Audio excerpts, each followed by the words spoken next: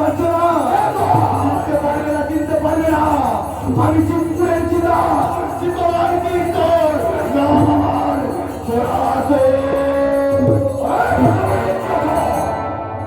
আমার এই রাজপ্রাসাদে এসে আমার সন্তানের তুই জান নিয়ে যাস। আজকে যখন আমার এই রাজপ্রাসাদে বন্দি করে রাখবো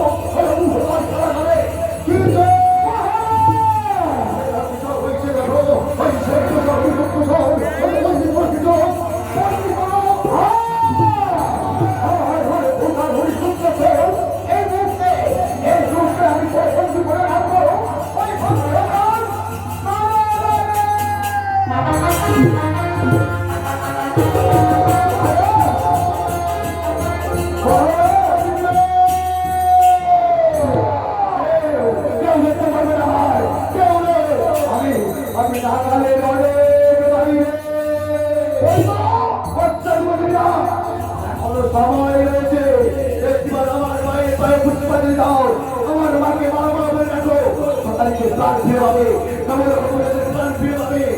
তাহলে আজ আমি এখানে কথা দিয়ে যাচ্ছি না, তোমাকে আমি রাজ্য ছাড়া করবো, তোমায় উঠে তোমার তোমার মায়ের পায়ে তোরাই লুকিয়ে দেবো, তোমার মুখে তুলি দেবো, ওলাই দেবো কুমার, আগে কোনো ভিক্ষার পাত্র শহরে ভিক্ষা করতে পারবো বিরাট।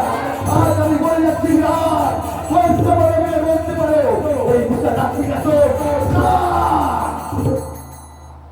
সিংহাসন এই বৎসর অধিপতি বিরাট আমার পায়ে তোলা।